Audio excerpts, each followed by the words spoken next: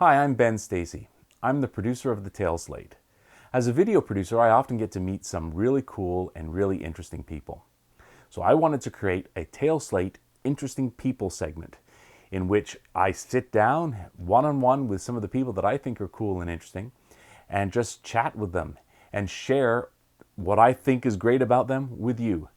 So this series will involve me sitting down with people that I've already met, also hopefully with people that I haven't yet met that I think are really cool and interesting.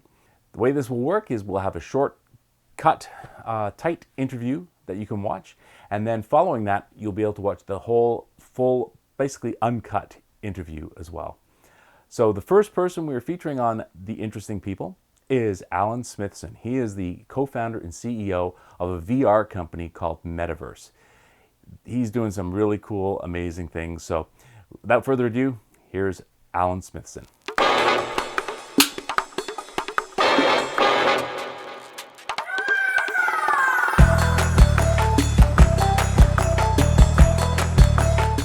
Alan, we met, I guess about 2 years ago. Yep. In LA. We were having The dinner Archangel. before the Archangel event, and I think you arrived. You had just arrived when we had dinner. I did at the. Yeah. Was it the Western place? That really cool Western place with Cool. the. On Hollywood Boulevard.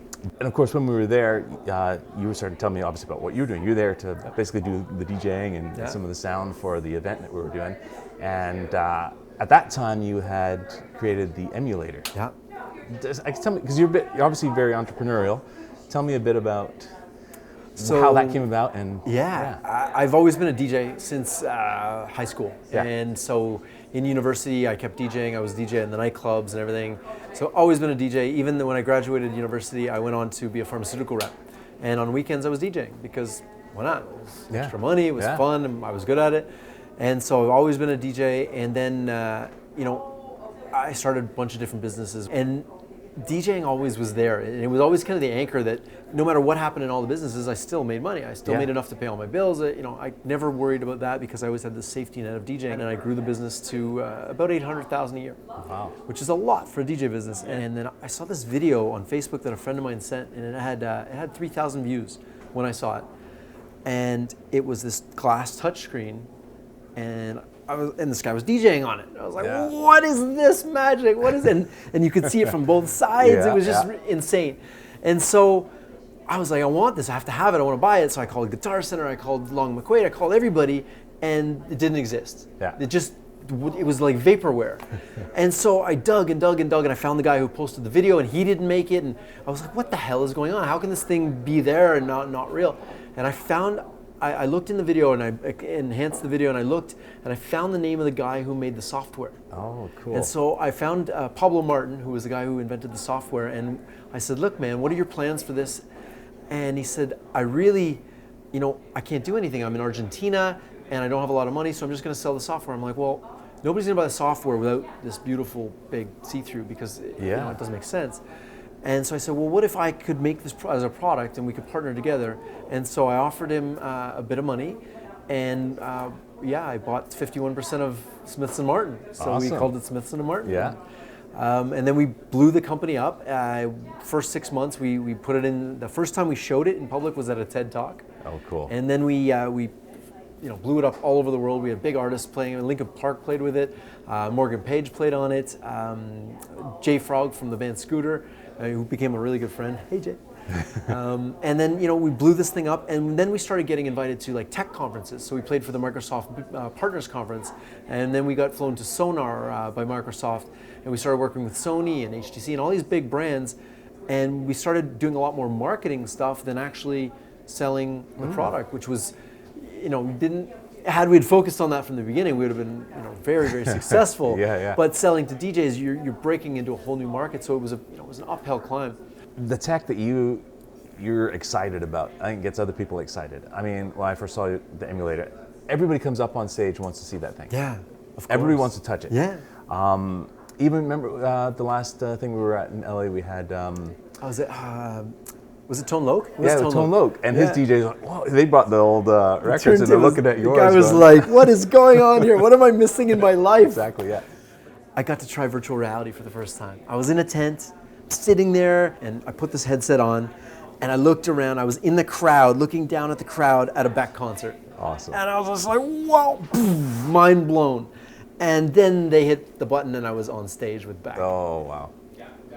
I can't even begin to tell you. You're standing on stage next to an artist, he's singing right here. I'm looking at the audience. And as a DJ, I see that view a lot, right? Yeah. You see the crowd.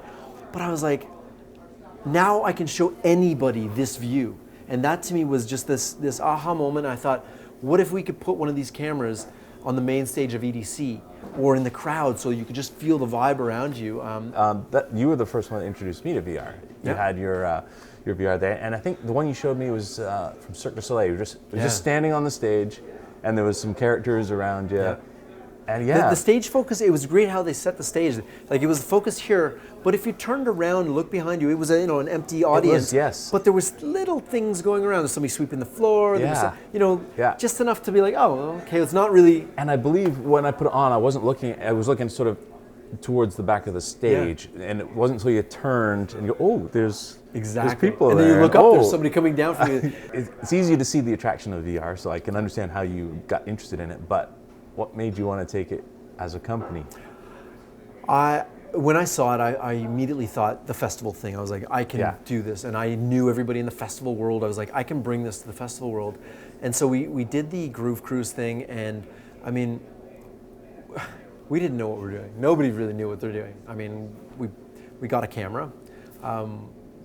It was 6 GoPros on our stick, and we carried it around. And luckily, actually, if you can see this camera here, this Ricoh Theta here, this one here, we actually bought one of these the night before we left, and we brought it everywhere on the cruise ship, and I just filmed everything. I stuck it in like people's rooms. I stuck it in the elevator. We had a Twister game in the elevator, so we put it in the middle, and we played elevator Twister. And like with Darude, the guy who did, Sandstorm. We were in the elevator with Darude and all these people. The elevator door, and we're all kind of like this. The elevator was like, hi. So we got that in 360. We shot, all the DJs had a huge soccer game. So all the DJs on the ship got together and had the huge soccer game. So you've, the top DJs in the world all playing soccer, and you're like in VR looking at them. Cool. And so we filmed it on these 2 cameras, the Pro camera, which the GoPro rig. And what we realized after is one of the cameras in every shot was screwed up. We was on the wrong setting. No. We didn't know until after. And so all the footage was screwed up. It wasn't gen locked. We didn't lock the frames together. So I was just a nightmare, an absolute disaster. And that footage from this camera worked, and it's all we really had that was decent. And that was our first foray into 360 video. And since then we've shot all sorts of different things, Pride and Queen's Plate and other stuff like that. We got it right this time. But where are things going now? You got some really cool stuff happening with MetaVRse. What we've been doing is doing events for clients while we pitch them on VR. Cool. So we got flown to, for example, the PwC Partners Conference. They flew us down. They paid for us to entertain everybody, but it was like entertainment and education. So we were showing practical applications of virtual reality. Cool. Which is really neat. So we were showing retail, applications, medical applications, that sort of thing. So I think that's where we've really kind of narrowed down to that we can do the events. We've done, I don't know, probably close to 50 events already. Wow. We did the ROMs Friday Night Live. Cool. We've done all these things. We've done 360 content for different brands now, and we've done the full range of services. We've started to make AR apps for clients as well. Augmented reality apps where you use your phone and it comes to life. Awesome. Really, really cool things. And so over the last, I guess, 8 months, we've really narrowed our focus to be the VR and AR agency of record for the biggest brands in the world. So we're guiding the strategy of how do you use VR and AR to help promote your brand. And sometimes, we're really pushing towards brands that make things that are useful. So, things that people will want to use that they need. So maybe education platforms, something like that, where a brand can attach their name to something that is useful for people. And I think that's going to be the real killer app for VR, is that things that people use in their everyday lives. We don't know what those are yet. We're still learning. But I think education and being able to learn something by watching somebody right beside them, I think is going to be a really amazing thing. Oh, that's cool. And I guess obviously showing it to people is the best way to get them interested in it. It's as the well. only way. Yeah. So Explaining VR is like explaining the color yeah. red to a blind person. No, you've got to see it. You've got to actually see it. Yeah. So you guys are also doing. You were showing us at the beginning of before we started this, the photo booths that you guys have developed. Yeah. That is really cool. The photo booth is a really amazing. I thought, wouldn't it be great if you could just make any background? You could Whatever put you people, want, yeah. you know, center ice, center court, center field. What if you could put them on the North Pole? What if you could put them in space? What, you know, the sky's the limit when you realize that you can just CG the backgrounds, Yeah. right? So the only way to do that is to put a green screen. So then we said, okay, well, how would we do a full room green screen? It'd have to be floor, ceiling, walls, everything. Yeah. And so my friend Tal, our partner in MetaVRse, Tal, he's got this beautiful condo, and he's got one room that was just storage. Yeah. It's exactly 9 by 9. And so we took all of the stuff out of there. We took the doors off it, and we wrapped the whole place in green paper. You know, the green green screen paper. We literally like tacked it up and wrapped the whole room in green paper. Then we went to Home Depot and we bought every LED light they could possibly sell. We bought every single one. And the first light we tried was like a central light. We said, you know, if we're really going to light this, we can key out the bottom. We can get rid of the bottom fairly easily. Yeah. So let's try to put the light below in the bottom. So we did. We put it in the camera on top of these lights, and it worked. The first shot. Awesome.